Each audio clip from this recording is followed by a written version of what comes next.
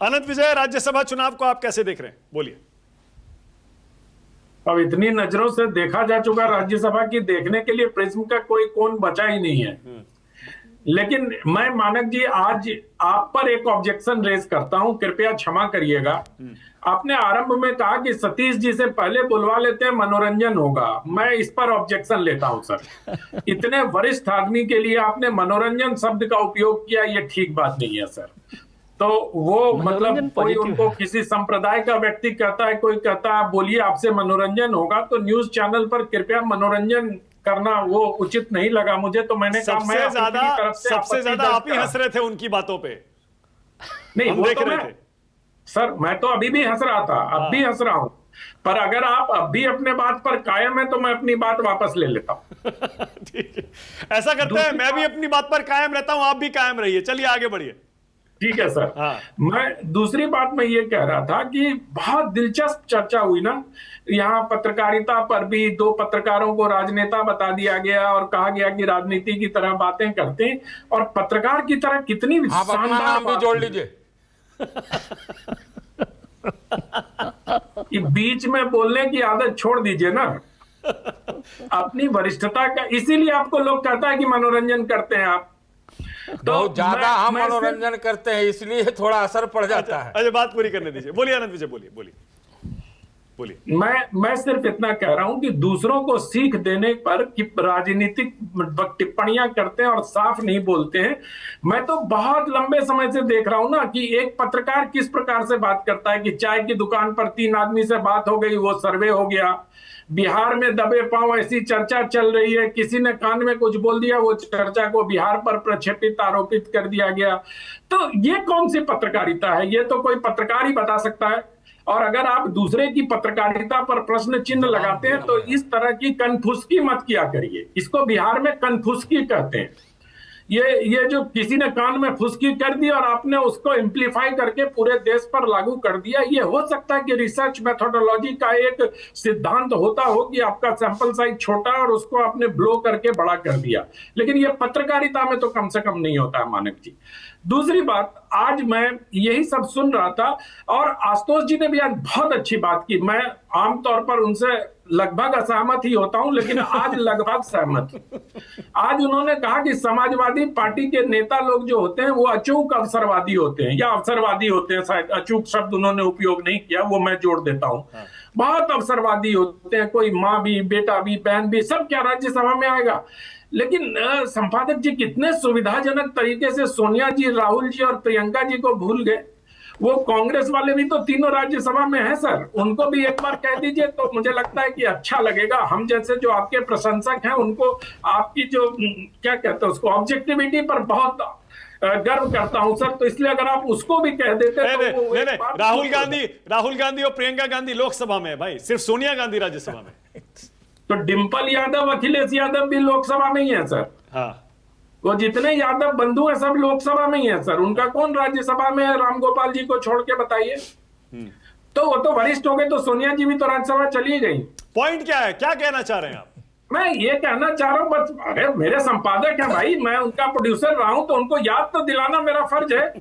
तो कि आप ये भूल गए थे, आप इसको याद कर लीजिए। तो वो दूसरी बात ये, मैं राज्यसभा चुनाव पर चर्चा हो रही है, राज्यसभा चुनाव को लेकर के अभी हम सब लोग ये माने बैठे हैं कि निशांत को टिकट मिल गया और सबकी प्रतिक्रिया उसी हिसाब से है। क्या निशांत को टिकट मिलना तय कर दिया?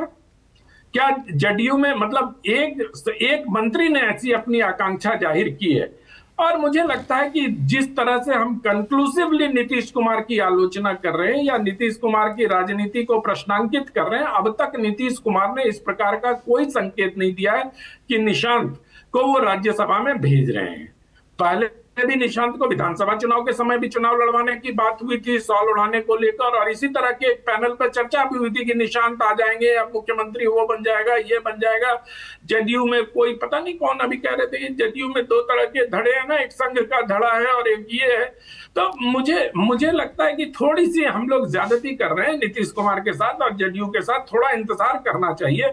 और विनोद जी अभी कह रहे थे कि हरिवंश जी आइडियोलॉग रहे हैं, तो मैं उनको थोड़ा सा याद दिलाना चाहता हूं कि जब जेडीयू बीजेपी को छोड़ के गई थी तब भी वो बने रहे थे बीजेपी के साथ, है ना। तो इतने बड़े अगर आइडियोलॉग हरिवंश जी हैं तो, और न ही आर्किटेक्ट हैं जेडीयू के, जेडीयू में बहुत बाद में आए वो, जेडीयू बहुत पहले बन गई थी। जेडीयू के आर्किटेक्ट अगर कहना हो तो हम नीतीश कुमार और बहुत पुराने लोग जो है नरेंद्र सिंह और इन लोगों को कह सकते हैं।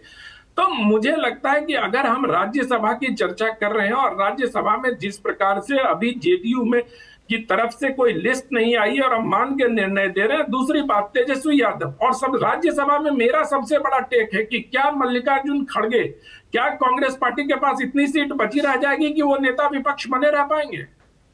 ये भी एक बड़ा सवाल है कि उनको 2 सीटें कम होनी है, उनकी 2 या 3 सीटें कम होनी है मुझे लगता है। और जिस प्रकार से कांग्रेसियों की अभी हिमाचल को लेकर बैठक चल रही है, शायद 4 कांग्रेस के सांसद रिटायर हो रहे हैं और लग रहा है कि 4 ही जीत जाएंगे। ऐसा लग रहा है। मैं सिर्फ इतना कह रहा हूं कि जिस प्रकार से हिमाचल को लेके पेच फंसा हुआ है, जिस प्रकार से हिमाचल में पवन खेड़ा, सुप्रिया श्रीनेत्र और स्थानीय लोगों के नाम आ रहे हैं, और जो हिमाचल में पिछली बार हुआ उसके मद्देनजर मुझे तो लगता है बिहार की तीसरी सीट पर कंफर्टेबली एनडीए का कैंडिडेट जीतेगा, क्योंकि उनको 3 चाहिए और आईएनडीआईए को 5 चाहिए। 3 अगर प्रथम वरीयता का वोट एनडीए के कैंडिडेट को मिल जाएगा तो उनका आसानी से जीत हो जाएगी। तो मुझे लगता है कि तीसरे कैंडिडेट में कोई दिक्कत नहीं होगी। कोई तेजस्वी अगर हार गए, अनंत, अगर तेजस्वी खड़े हुए, तेजस्वी लड़ेंगे ही नहीं। मुझे नहीं लगता कि तेजस्वी अपनी भद पिटवाने के लिए राज्यसभा का चुनाव लड़ेंगे। ये सब माहौल बनाने का प्रयास किया जा रहा है। तेजस्वी को ना बसपा वाले वोट देंगे, ना ये असदुद्दीन ओवैसी के अपने वो अपमान भूल जाएंगे। दड़ी उठाने वाले से लेके एक्सट्रीमिस्ट तक कहा गया था उनको, इतनी जल्दी भूल जाएंगे क्या अपमान? अगर भूल जाएंगे तो फिर तो वही होगा कि जैसा पिछली बार हुआ था कि एआईएमआईएम के सारे लोग आरजेडी में शामिल हो जाएंगे। मुझे लगता है कि हम कांग्रेस के जो वहां पर विधायक हैं उन पर भी ध्यान रखें कि वो किसके पक्ष में वोट करेंगे। हम ये मान के चल रहे हैं कि सारे कांग्रेसी आईएनडीआईए गठबंधन को ही वोट देंगे, ऐसा संभव नहीं है। तो अच्छा, अगर 5वां कैंडिडेट एनडीए उतारेगा तो कौन होगा? किसकी पार्टी का होगा फिर वो?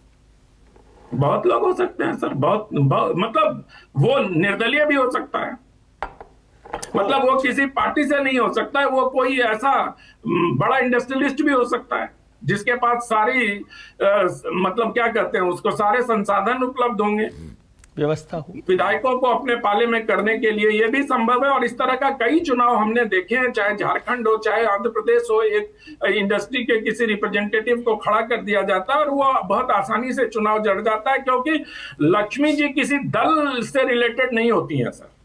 और आज हम होली के अवसर पर याद कर रहे हैं, तो होली पर जब धन वर्षा होगी तो फिर ये सारे विधायकों, ये सारी आइडियोलॉजी और सारा आर्किटेक्चर और सब कुछ का सिराजा बिखर जाता है। तो मुझे लगता है कि हमें आज की राजनीति को ध्यान में रखते हुए, और आप लोग आशुतोष जी से पूछ रहे थे कि आपको क्यों नहीं राज्यसभा में भेजा, मैंने उस समय भी ट्वीट किया था, इनको क्यों नहीं राज्यसभा में भेजा, आप क्यों बुलवाना चाहते हैं? अरे नहीं भाई, ऑफर था, मैं बता तो रहा हूँ। आशुतोष को भेजना चाह रहे थे, वो तब ट्वीट किया था। इन्होंने ठुकरा दिया। अचानक से एक सांप की लगी हुई तस्वीर के साथ एक सांसद आ गए थे ना अचानक से। ठीक बात है, ऐसे ही होता है, कोई बात नहीं। वो मैं उसकी ओर नहीं जाना चाहता हूँ, वो एक दुखद पक्ष है, उसकी ओर चर्चा नहीं करना चाहता हूँ। मुझे सिर्फ इतना कहना है कि बिहार की राजनीति अभी बहुत दिलचस्प होने वाली है और मुझे लगता है कि वहां 5 सीट एनडीए को मिलेगी। ठीक है, ओके। विजय त्रिवेदी, विजय जी